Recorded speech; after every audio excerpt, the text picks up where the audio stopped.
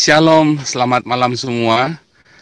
Shalom Indonesia, selamat siang Eropa, selamat malam Indonesia. Kita akan cek dulu ya. Jadi saya tidak bisa menampilkan banyak sekali gambar-gambar yang bagus. Sekarang ini saya posisi ada di tenda, ada di kemah kami di Nederland ya. Kita lagi ada di Belanda di sebuah perkampungan pertanian ya. Tema kita hari ini, apakah Adam berbuat dosa?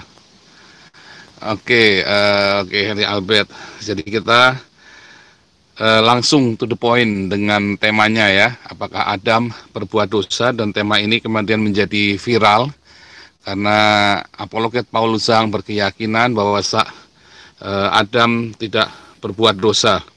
Namun yang dimaksud adalah tema kita akan kita persempit ya, bahwa ketika Adam itu makan buah pengetahuan baik dan jahat, apakah Adam itu berbuat dosa atau tidak ya. Jadi kita persempit. Jadi kita bukan apakah semua manusia. Adam itu juga bisa bermakna luas, artinya manusia. Adam bisa bermakna sempit, yaitu nama seseorang, yaitu orang yang pertama kali diciptakan, bukan diciptakan ya, tetapi dibentuk. Kata diciptakan dengan dibentuk itu berbeda ya. Ya, kita langsung saja, apakah ada berbuat dosa? Kita akan buka dari Alkitab kita, Kejadian 1, lebih enak pakai gambar, tapi karena nggak ada gambar, nanti Anda buka sendiri aja. Kejadian 1 ya, kita mulai kita cerita tentang Adam ketika pertama kali mereka diceritakan bertemu dengan ular. Kita akan buka Kejadian 3 ayat 1. Adapun ular ialah yang paling cerdik dari segala binatang di darat yang dijadikan oleh Tuhan Allah. Ular itu berkata kepada perempuan itu, tentulah Allah berfirman, semua pohon dalam taman ini jangan kamu makan buahnya, bukan? Lalu sahut perempuan itu kepada ular itu, buah pohon-pohonan dalam taman ini boleh kami makan. Tetapi tentang buah pohon yang ada di tengah-tengah taman, Allah berfirman, janganlah kamu makan ataupun raba buah itu, nanti kamu mati. Tetapi ular itu berkata kepada perempuan itu, sekali-kali kamu tidak akan mati. Tetapi Allah mengetahui bahwa pada waktu kamu memakannya, matamu akan terbuka, dan kamu akan menjadi seperti Allah, tahu tentang yang baik dan yang jahat. Perempuan itu melihat bahwa buah pohon itu baik untuk dimakan, dan sedap kelihatannya, lagi pula pohon itu menarik hati karena memberi pengertian. Lalu ia mengambil dari buahnya dan dimakannya, diberikannya juga kepada suaminya yang bersama-sama dengan dia, dan suaminya pun memakannya. Maka terbukalah mata mereka berdua dan mereka tahu bahwa mereka telanjang. Lalu mereka menyemat daun pohon ara dan membuat cawat. Ketika mereka mendengar bunyi langkah Tuhan Allah yang berjalan-jalan dalam taman itu pada waktu hari sejuk, bersembunyilah manusia dan istrinya itu terhadap Tuhan Allah di antara pohon-pohonan dalam taman. Ya, sampai situ ya. Sebetulnya ini panjang sekali ayatnya, cuman kita akan potong di situ. Ada di dalam teologi Trinitas ya, hari ini 90% kita mendengar tentang teologi Trinitas, menceritakan tentang bagaimana Adam yang berbuat dosa ketika menjadi berdosa ketika mereka memakan buah pengetahuan, karena dikatakan itu melanggar, bahwa Tuhan melarang dan kemudian mereka memakannya. Namun pertanyaan, apakah benar demikian? Karena di dalam beberapa teologi yang lain ya, kita mengenal banyak sekali ya, Alkitab yang sama, kitab Kejadian atau Bereshit ya, atau Genesis, maka ada perspektif yang lain ya, yang menganggap bahwa sebetulnya saat itu Adam tidak berbuat dosa ya. Justru itu kan menarik sekali untuk kita bahas, karena apabila Anda membahasnya dari perspektif filsafat Yunani, dan kita tahu pemahaman Adam berbuat dosa itu justru mulai ada ketika di zaman Anastasius ya. Anastasius, yaitu penegak Trinitas ya, penegak Trinitas. Jadi sebelumnya itu tidak diceritakan Adam berbuat dosa ya. Bahkan Rasul Paulus pun tidak pernah menyematkan kata dosa kepada Adam. Yang menyematkan kata dosa kepada Adam adalah penerjemahnya ya. Kata dosa diterjemahkan disematkan kepada Adam oleh penerjemah Alkitab, ya.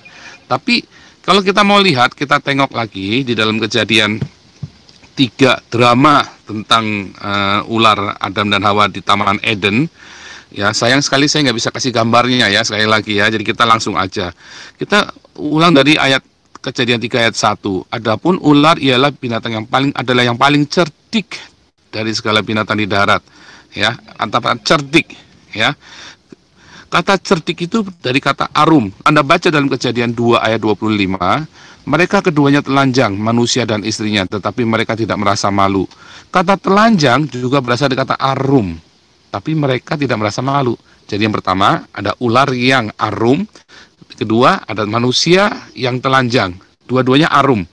Jadi yang satu arum dan dia tahu dia arum, yang satu arum, ya, Adam dan Hawa arum, tetapi mereka tidak tahu kalau mereka arum. Ya, yang satu ular disebut cerdik. Cerdik itu dari kata arum, dari kata yang sama dengan kata telanjang. Adam dan Hawa telanjang, tetapi dia tidak tahu. Mereka tidak tahu kalau mereka telanjang. Mereka tidak malu. Ya, kenapa saya bilang tidak tahu?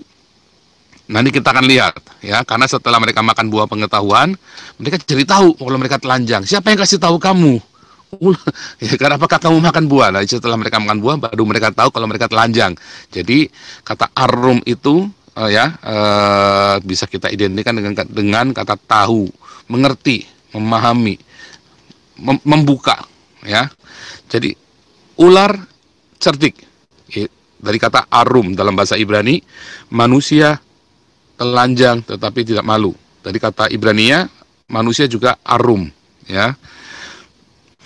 Lalu Kejadian 3 ayat 5.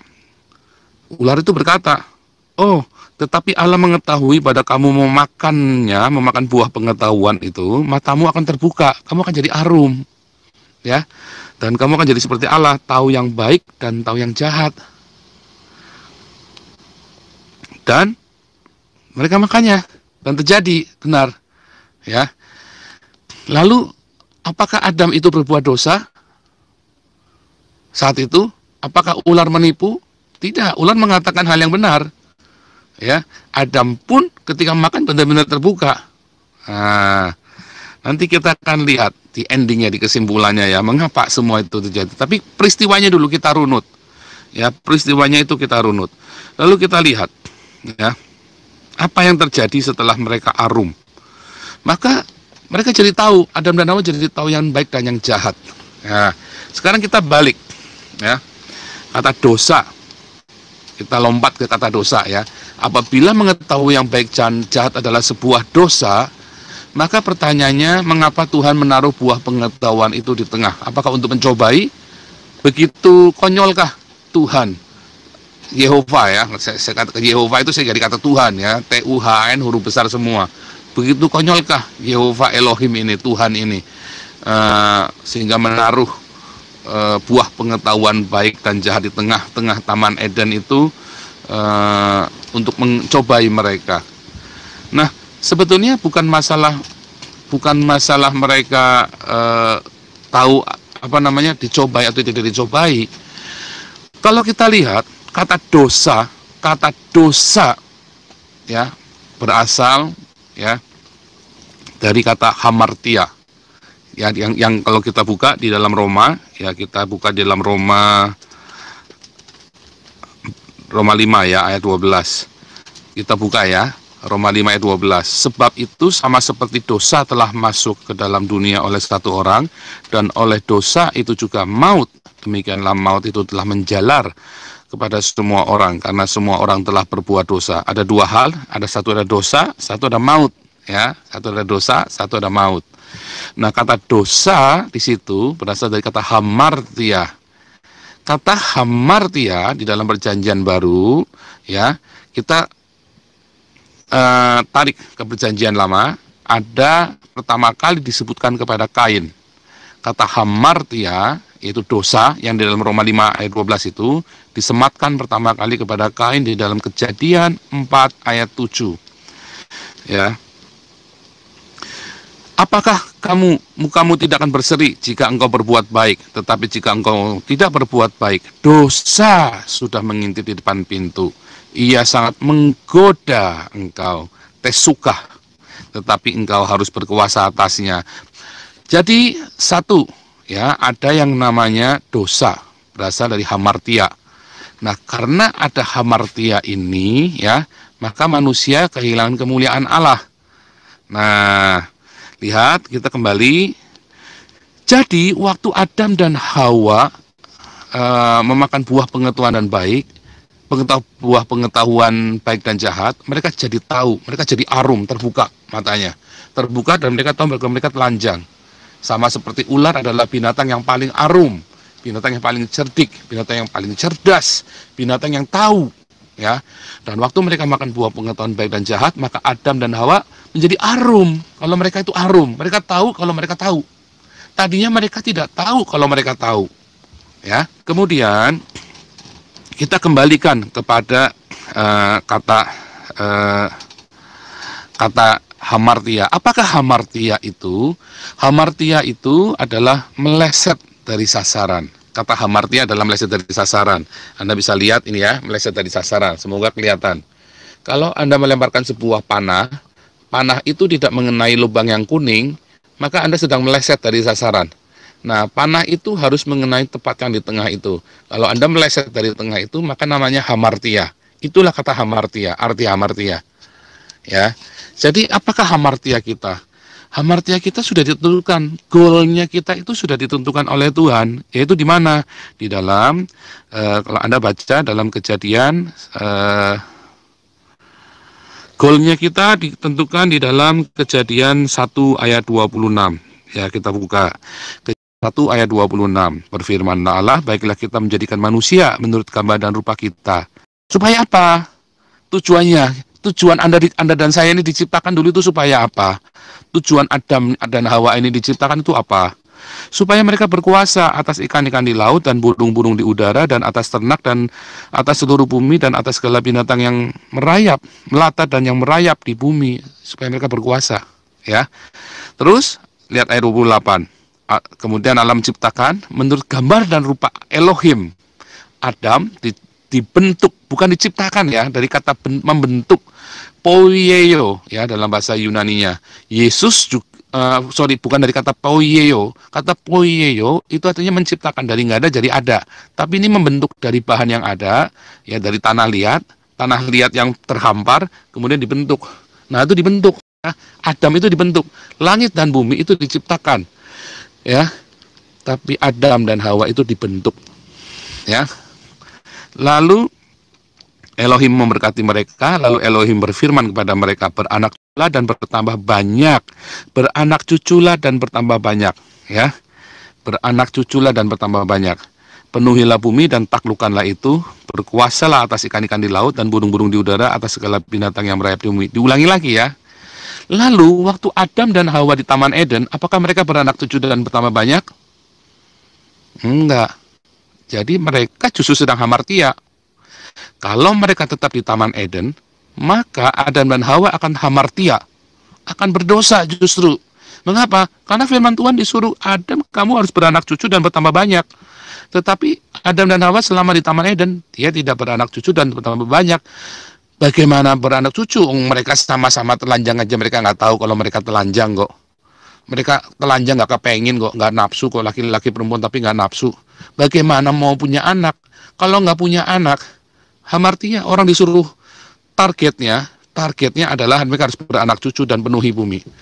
Tetapi faktanya nggak beranak cucu, mereka nggak berhubungan badan, nggak bersetubuh, nggak pernah, nggak punya anak. Jadi apa?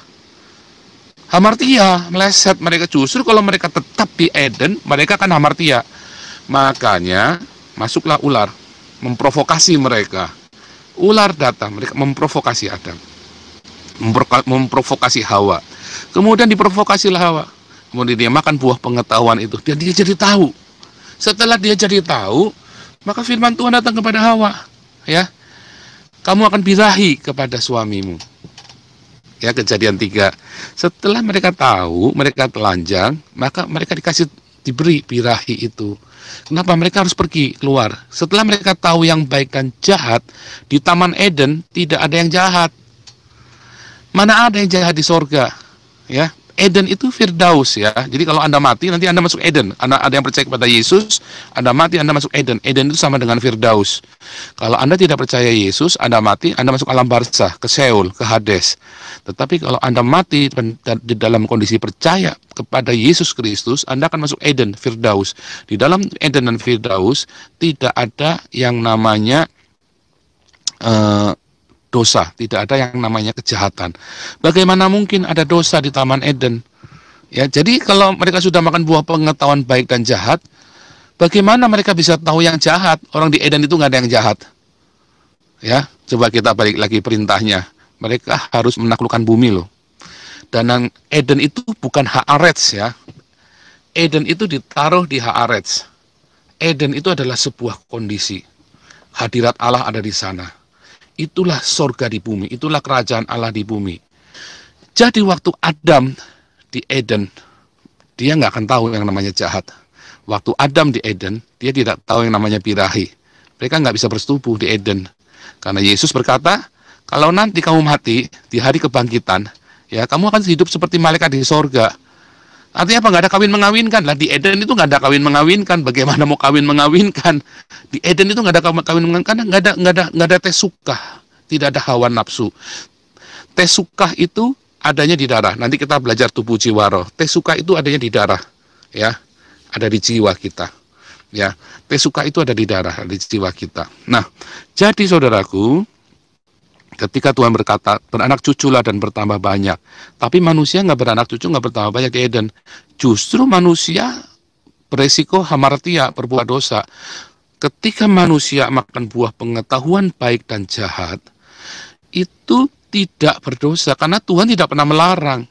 Kata-katanya bukan dilarang, bukan. Tetapi shall not. Ya, dalam bahasa Inggrisnya itu jelas, bukan do not.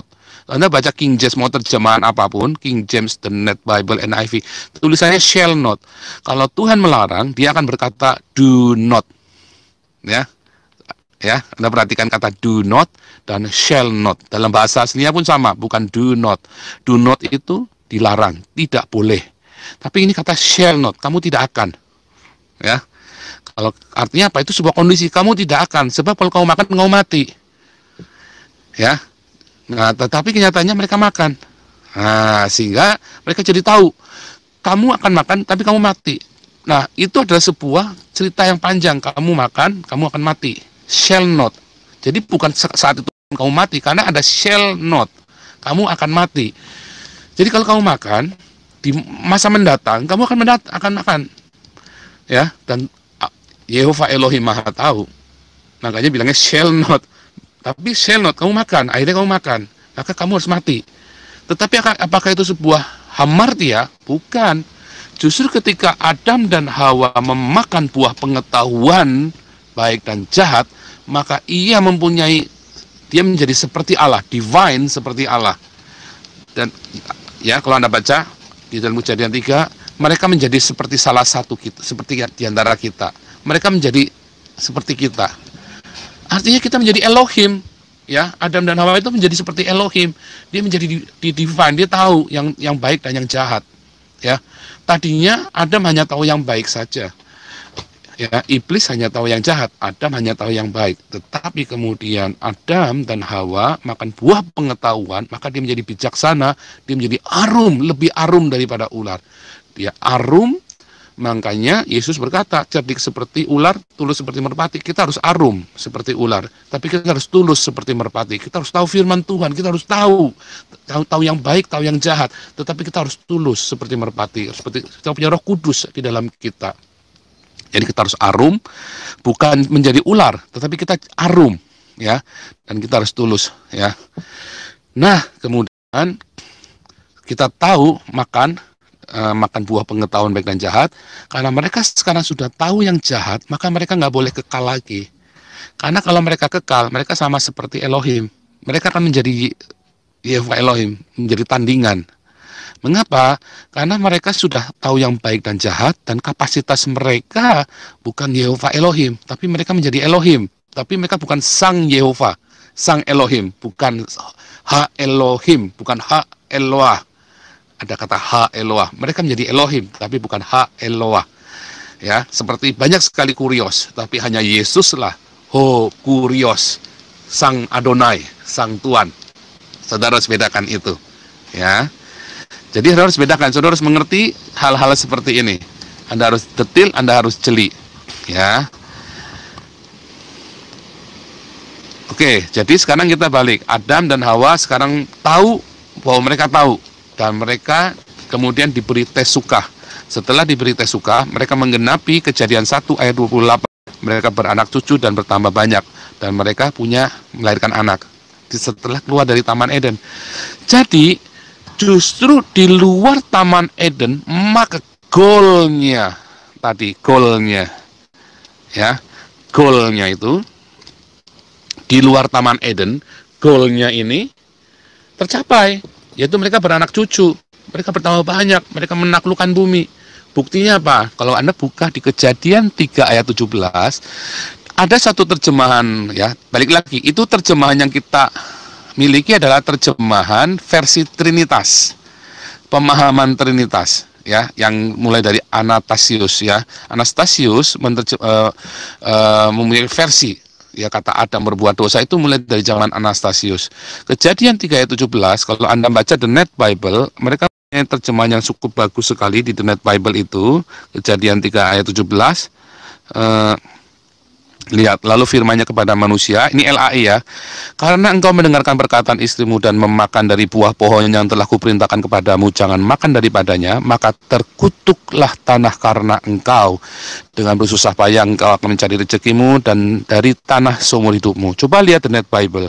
But to Adam he said, because you obeyed your wife and ate from the tree about which I commanded you, you must not eat from it. Cursed is the ground, thanks to you.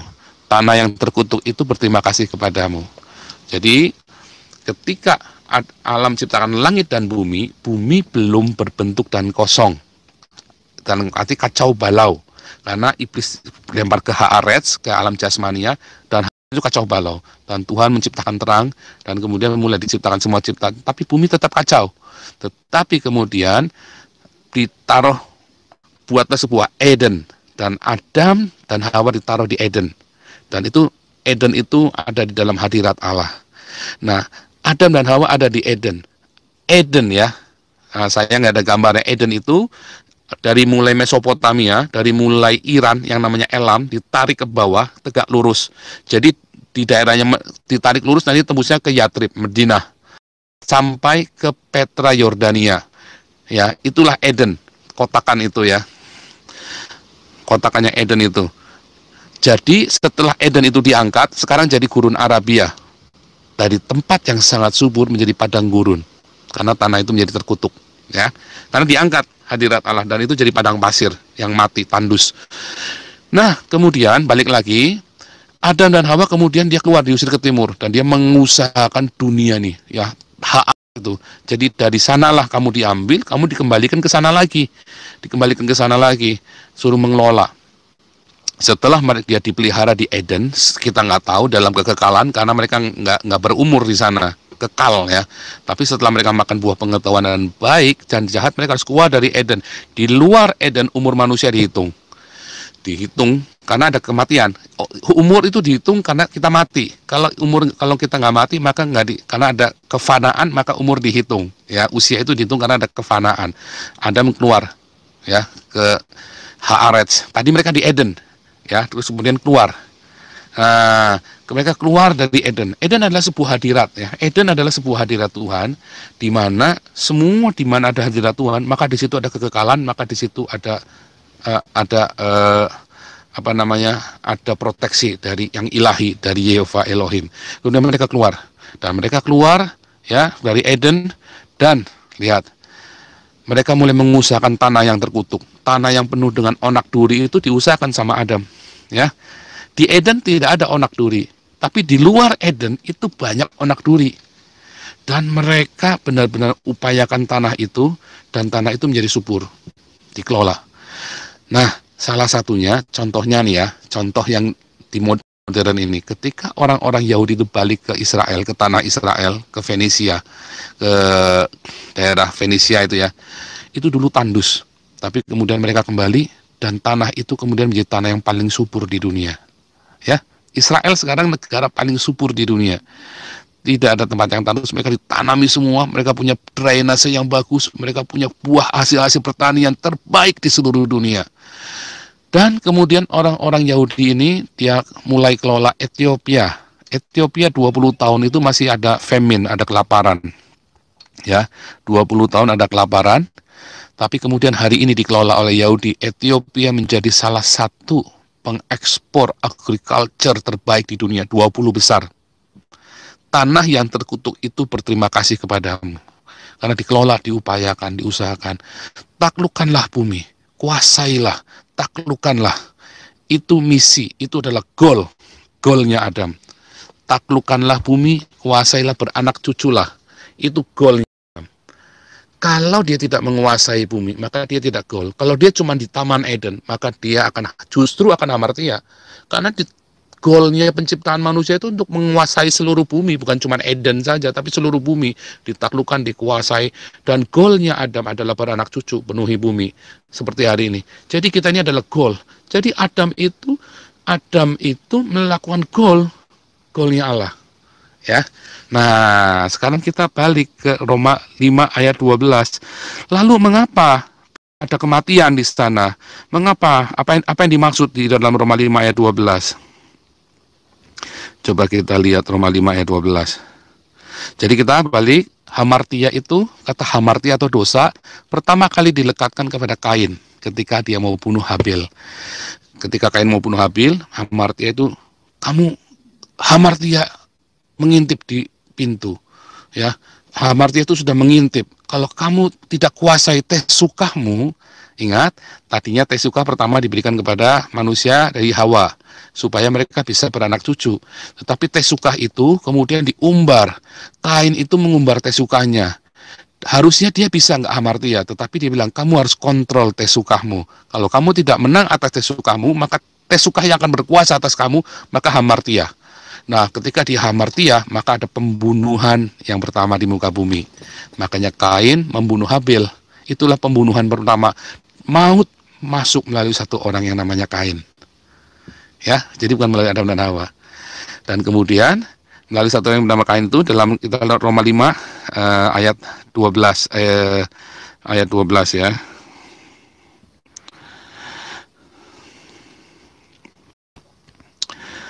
Sebab itu sama seperti hamartia telah masuk ke dalam dunia oleh satu orang, yaitu Kain, dan oleh dosa itu juga maut. Ya, pembunuhan pertama kali itu sama Kain. Ya, telah menjalar kepada semua orang telah berbuat dosa. Jadi melalui Kain itu, makanya di Kejadian 6 dilihat anak-anak Allah orang yang hidup masih tidak berbuat dosa, ya, melihat anak-anak manusia cantik-cantik dihampiri. Makanya anak-anak Allah berhubung dengan manusia, jadilah bangsa-bangsa raksasa yang gagah perkasa. Kata gagah perkasa sama dengan Nimrod, gagah perkasa, pahlawan gagah perkasa itu apa? Melawan. Mereka punya roh Elohim di dalamnya, mereka kepenuhan Roh Kudus. Banyak ya hamba-hamba Tuhan penuh Roh Kudus, mereka tumpang tangan, orang sembuh, orang lumpuh berjalan, orang buta melihat, orang hamba-hamba Tuhan yang penuh kuasa, tapi mereka hidupnya sudah hancur-hancuran, mereka sudah mendukakan Roh Kudus. Di zaman itu, anak-anak Allah yang hidupnya kudus, tapi kemudian mereka melihat anak-anak manusia keturunan Kain, karena mereka sekarang udah roh manusia, roh Allah sudah meninggalkan, dan mereka menikah. Jadilah bangsa-bangsa yang punya kuasa, yang mereka diurapi Tuhan, tetapi mereka jahat. Mereka ngelawan Tuhan, karena mereka bisa melakukan apa saja. Kemudian Allah berkata kecenderungan hatinya jahat. Maka Kejadian 6 dikatakan roh Elohim itu diambil dari manusia. Yang tersisa roh yang sekarat. Roh Elohim yang tersisa adalah yang tersisa pada manusia. Makanya dalam Yeskel 36 ayat 25, 26, 27, Yehova Elohim berkata, aku akan mengirimkan rohku yang akan membaharui roh Elohim yang ada dalam kita. Kalau orang-orang yang dipenuhi Roh Kudus, maka rohnya akan baru. Roh Elohim dalam kita diperbarui sehingga kita menjadi kuat lagi. Itulah roh Elohim, itulah baptisan Roh Kudus. Jadi, balik lagi, dalam Roma 5 ayat 12, sama seperti hamartia telah masuk ke dalam dunia oleh Kain, dan oleh dosa itu juga maut. Ya, maut itu menjalar kepada semua orang. Jadi Kain bunuh Habil, itu pembunuhan yang pertama. Ya, seperti itu ya. Terus saudara kita buka lihat. Nah, ini materi S3 saya. Ya, sistematik teologi ya. Sistematik teologi ya. Ini e-booknya. Ini materi S3 tentang semua dogma tentang dosa namanya hamartiologi, bukan transgresiologi atau apapun yang disebut sama orang-orang reform itu. Nggak ada pelanggaran teologi, nggak ada apa. Semua dogma tentang dosa namanya hamartiologi. Dari kata hamartia, meleset dari sasaran. Ya, bukan transgresiologi, bukan transgresi. Apakah transgresi itu? Di transgresi itu begini nih. Ya. Lihat ya, transgresi itu seperti ini. Ini ada batas, ya. Ini ada garis. Kelihatan nggak tuh? Nah, ini ada baris. Ya, ada satu garis. Ya, tadinya kita di sini nih, Adam di sini nih. Ini Adam tadi di sini. Adam tadinya di Eden. Terus dia transgres, keluar dari Eden. Ya.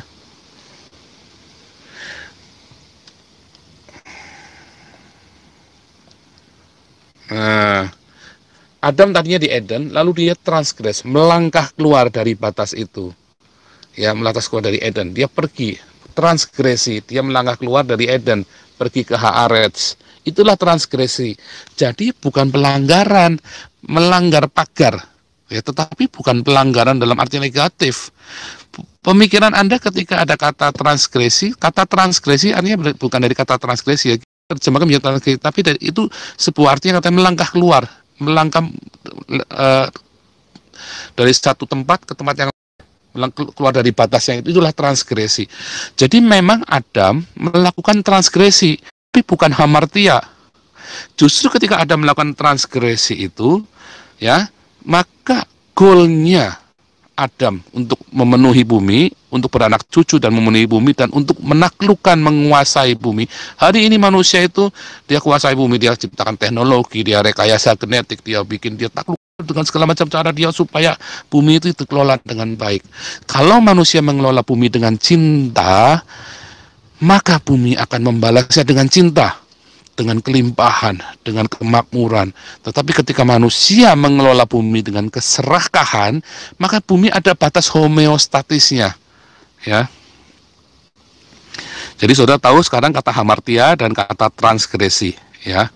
Ketika manusia mengelola bumi dengan cinta, ya, artinya supaya Adam gak hamartia, supaya manusia tidak hamartia, dia harus dikelola, maka bumi akan membalasnya dengan cinta.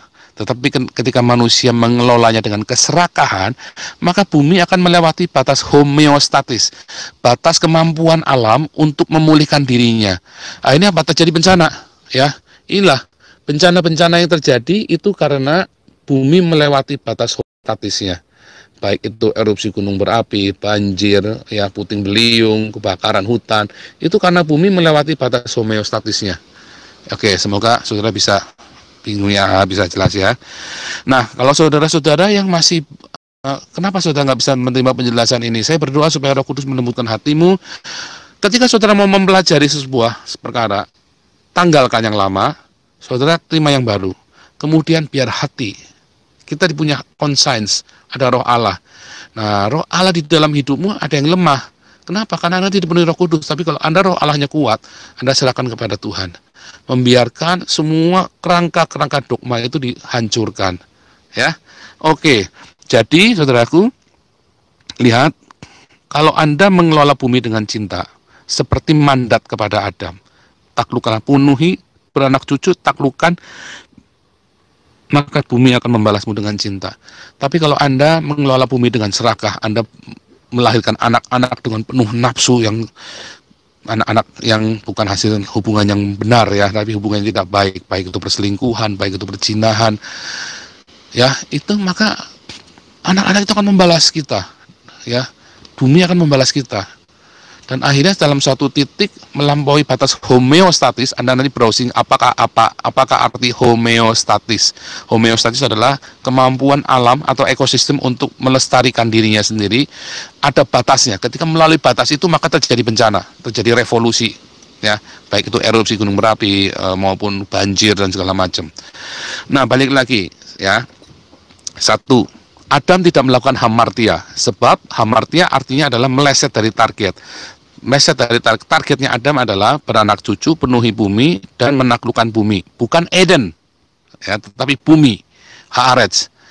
Eden itu adalah sebuah kondisi firdaus, paradiso. Ketika Anda dan saya mati hari ini, kalau Anda percaya Yesus Kristus sebagai Tuhan dan Juru Selamat, kita akan masuk ke paradiso atau Eden sebelum penciptaan langit dan bumi yang baru. Tetapi kalau Anda tidak percaya Yesus, maka Anda akan masuk ke Sheol, alam maut, di mana di situ alam maut, dunia orang mati. Tetapi ketika Anda percaya Yesus, Anda akan masuk ke paradiso atau Sheol, ke paradiso atau Firdaus atau Eden, ya, dalam bahasa Ibrani-nya. Nah, kita akan masuk ke sana, dan di Eden kita tidak bisa beranak cucu karena di Eden itu tidak ada hawa nafsu. Kita baru bisa punya hawa nafsu itu di Haaretz. Makanya waktu Adam dan Hawa mau keluar ke Haaretz, diberi tesukah dulu. Tesukah itu hawa nafsu. Kata tesukah itu diberikan, hawa nafsu itu diberikan kepada manusia supaya dia bisa survive di Haaretz, supaya dia bisa berkembang biak. Jadi Adam pergi ke Haaretz bukanlah sebuah kutukan, tapi sebuah pencapaian, goal dari Elohim, supaya Adam bisa menaklukkan bumi. Dan kata dosa itu baru ada disematkan kepada Kain. Dosa mengintip, itu kata dosa hamartia, ya. Jadi terjemahan bahasa Indonesia itu banyak yang meleset sekali, ya. Anda balik ke teks aslinya, ikutlah kelas evangelis, apologetik, dan apostolik yang saya adakan. Nah, nanti dari Kain ini, dari Roma 5 ayat 12 tadi, ya, maka kita akan tahu kepada dosa itu masuk melalui Kain. Kemudian dari Kain inilah ada pembunuhan yang pertama, maut, ya, ada maut yang pertama kali. Nah, oke, sekarang kita balik lagi.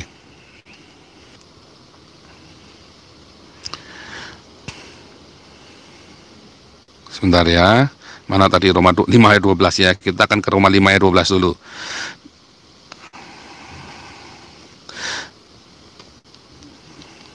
Roma 5 ayat 12. Nah, sekarang kita masuk ke Roma 5 ayat ke-14. Roma 5:14. Sungguh demikian maut telah berkuasa dari zaman Adam. Karena Kain kan hidup di zaman Adam, ya.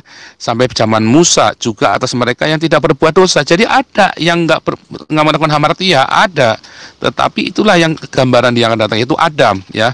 Nah, lihat ada hamartia yang di zaman Adam, ya. Kata di situ berbuat dosa yang lihat ya. Kata dosa di situ berasal dari kata transgresi. Jadi kalau Anda lihat di Roma 5 ayat 14, yet that reigned from Adam until Moses, even over those who did not sin, in the same way that Adam, who is the type of the coming one, transgressed. Di situ nggak ada kata dosa di Roma 5 ayat 14, tapi dari kata transgresi, melangkah keluar. Jadi Adam itu melangkah keluar. Nah, ya, itulah gambaran Kristus yang melangkah dari sorga turun ke bumi.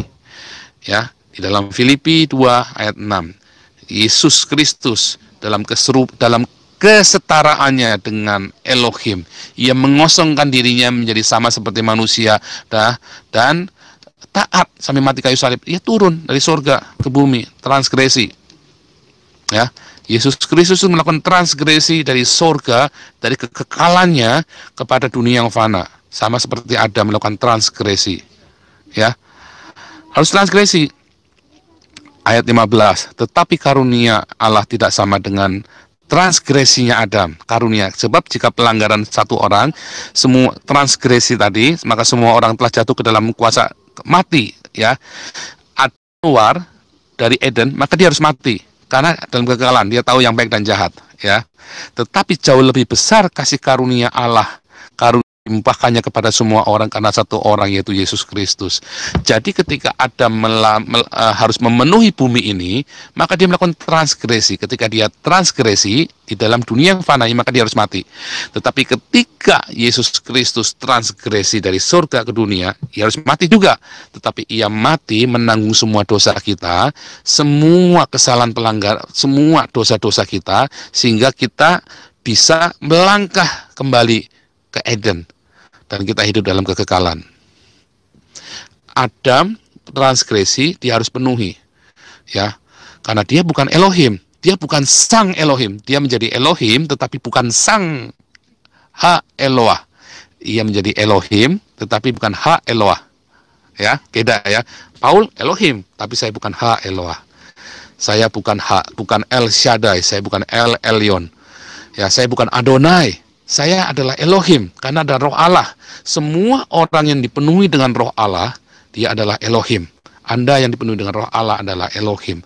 Ketika saya dipenuhi Roh Elohim, saya bukan sang Elohim, bukan Ha Eloah, bukan. Saya bukan Ho Kurios, sang Tuhan, bukan. Karena Tuhan kita hanya Yesus Kristus. Karena Ha Eloah adalah Yehova sendiri, ya, atau Ho Kurios itulah Yehova sendiri atau Yesus Kristus. Tetapi ketika Yesus Kristus turun transgresi ke dunia ini, Adam transgresi ke dunia, dia harus mati dan dia beranak cucu. Yesus ketika transgresi dari sorga yang mulia ke dunia ini, maka dia harus mati, ya. Tetapi dia benih itu mati dan menghasilkan kehidupan yang baru karena dia Elohim sendiri, benih Elohim sendiri. Itulah bedanya antara Adam dengan Yesus Kristus. Itu penjelasannya. Sehingga apakah Adam melakukan hamartia? Enggak, dia melakukan apa yang Tuhan perintahkan kepada Adam. Ya, yang hamartia itu Kain. Maut itu masuk melalui Kain. Kemudian anak-anak Allah melihat anak-anak manusia cantik-cantik, dia menikah dan mereka jadi jahat. Makanya Kejadian 6 hanya Nuh yang benar hidupnya. Semua dimusnahkan, kemudian dia beranak lagi. Nah, begitu ceritanya. Jadi hari ini kita menyimpulkan, ya, kata dosa, Anda tidak boleh, Anda lihat kalau dicek dalam Alkitab ini, karena dosa, itu semua nggak semua dikata dosa, pelanggaran. Pelanggaran apa? Melangkah, melintas. Itulah transgres batas. Lalu mengapa setan, atau ular, mengapa ular itu kemudian dikutuk? Karena ular itu nggak boleh masuk Eden. Dan dia mencoba masuk Eden. Nah, sekarang saudara buka ya, lihat di dalam Yudas ayat yang ke-11.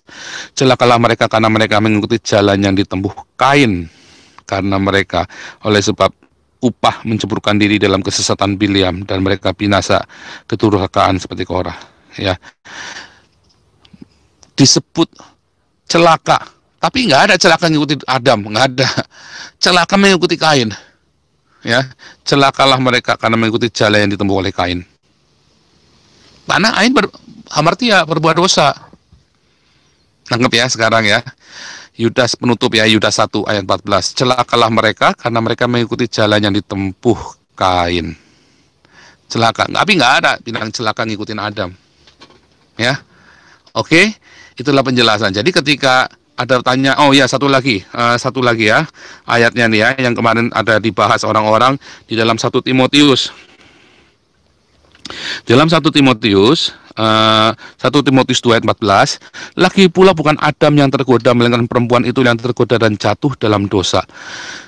Itu dalam bahasa aslinya bukan dosa lagi, bukan hamartia, tapi transgresi. Ya, melangkah keluar. Ya, sehingga melangkah keluar, tahu yang baik dan jahat, lalu keluar. Ya, jadi kata transgresi. Anggap ya. Oke, jadi kata dosa, hamartia. Di luar itu, kita tidak akan mempersoalkan bahwa itu sesuatu yang negatif. Ya, bahwa transgresi itu, transgresi juga dosa, bukan.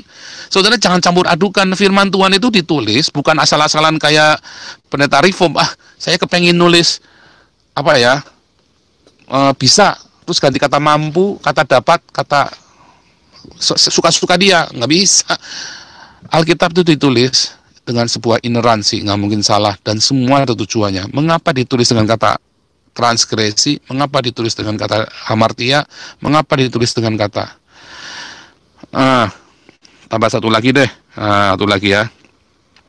Lalu mengapa Yehova Elohim mengusir? Nah, kata mengusir juga terjemahan yang salah. Coba saudara buka dalam Kejadian 3 ayat 22-23 ya. Kejadian 2 ayat 22-23. Kejadian 2 ayat 22-23. Saya lagi cari bahasa Indonesianya ya. Kejadian 2 ayat 22, ayat 23. Kejadian 3 ayat 23. Lalu Tuhan Allah mengusir dia dari Taman Eden supaya ia mengusahakan tanah dari mana ia diambil. Diusir tuh, kan diusir. Kalau nggak dosa ngapain diusir? Oh enggak. Jadi begini saudaraku, lihat bahasa aslinya. Balik lagi ya, saya nggak ada asumsi. Saya cuma ngasih bahasa aslinya dari tadi ya. Cuma tak nih bahasa aslinya nih. Dari tadi tak tunjuk nih bahasa aslinya. Langsung tak ceritain. Jadi bukan diasumsi ya. Dari tadi nggak ada diasumsi tadi. Hamartia artinya meleset dari sasaran. Ini loh, ada meleset, ada memeleset. Ya, transgresi artinya pindah dari Eden ke Haaretz. Ya, sekarang kata diusir. Kata diusir itu nggak ada. Dalam bahasa aslinya adalah kata salak. Ya, itu sama dengan Keluaran 3 ayat 10. Ya, ketika so now go and I will send you to Pharaoh. Dan sekarang kamu pergi, aku akan mengutus kamu kepada Firaun untuk membawa umatku, orang Israel, keluar dari Egypt. Kata diusir itu berasal dari kata salak. Kata salak itu artinya mengutus.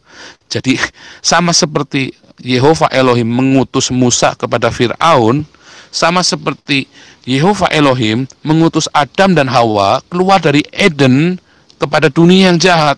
Coba Musa lagi enak-enak ya mengembalakan kambing domba Yitro, ya diutus balik ke Mesir, ke tempat perbudakan yang dia lagi jadi buronan, ke tempat yang berbahaya kan, sama seperti Adam dan Hawa enak-enak di Taman Eden, kemudian diutus keluar ke bumi, ke Haaretz yang jahat, yang terkutuk, yang dikuasai oleh iblis saat itu.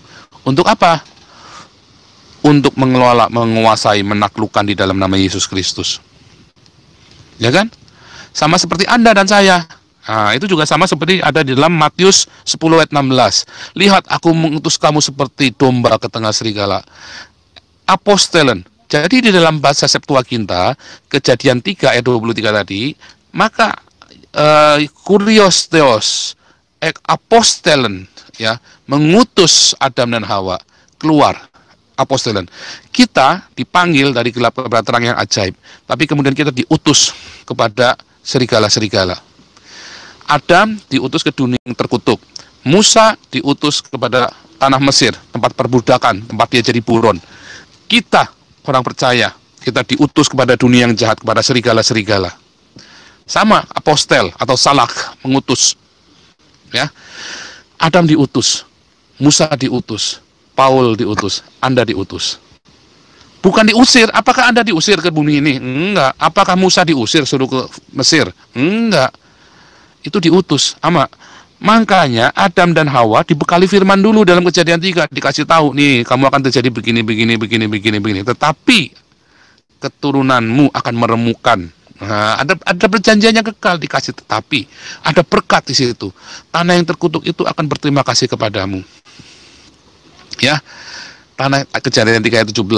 Bahasa aslinya itu tanah yang terkutuk akan mereken kamu, akan berterima kasih kepadamu. Ya.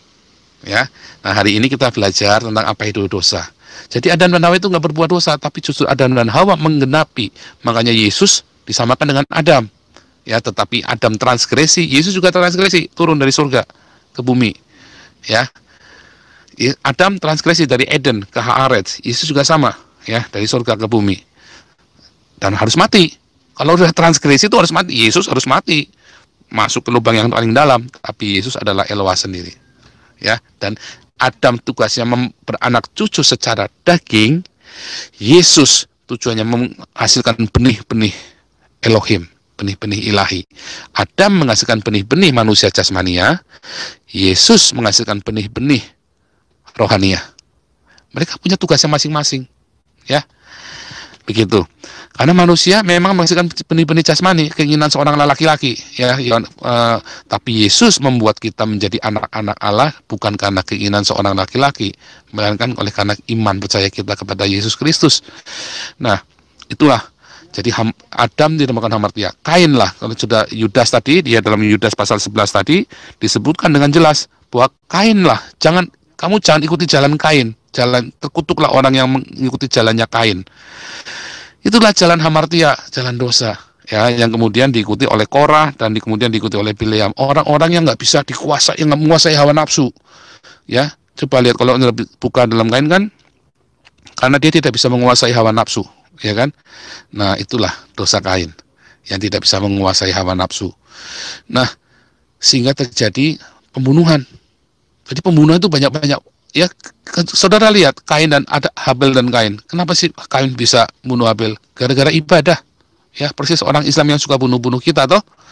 Nah, persis sama dengan pendeta-pendeta yang suka nyesat-nyesatin pendeta lain. Penuh dengan hawa nafsu. Ya. Yang nafsu pengen mengalahkan, pengen berdebat, pengen menang, pengen mempermalukan hamba-hamba Tuhan lain. Hati-hati ya, Anda pendebat-pendebat Kristen di YouTube. Kalau Anda bernafsu ingin mempermalukan hamba Tuhan lain, ya, Anda sedang dipenuhi dengan jalan Kain. Jangan pikir Anda sedang beribadah. Anda sedang mengikuti jalannya Kain. Mereka sama-sama mempersembahkan apa? Ya, mereka sama-sama ibadah toh. Tapi yang satu kemudian mempersekusi yang lain. Itu nggak bedanya sama orang Islam yang mempersekusi orang-orang Kristen. Mereka membunuh orang lain dan mereka berkira sudah beribadah bagi Allahnya. Oke? Saya kira demikian. Mohon maaf yang ada di YouTube, Anda yang berkomentar, belajarlah untuk belajar bahasa aslinya, ya. Jangan cuma asal bunyi. Belajarlah bahasa aslinya, buka hatimu, buka pikiranmu, tanggalkan semua konsep-konsep dogma-dogma, tanggalkan dulu, belajar, Anda timbang. Ujilah segala satu, 1 Tesalonika 5 ayat 21, jangan keracunan dogma. Dogma tidak menyelamatkanmu, tapi Alkitab yang tertulis, semua yang saya katakan tadi, semua tertulis tanpa asumsi saya, tanpa perkiraan saya. Semua saya bukakan yang tertulis. Tidak ada saya taruh asumsi apapun di situ. Oke? God bless you semuanya. Tuhan Yesus memberkati.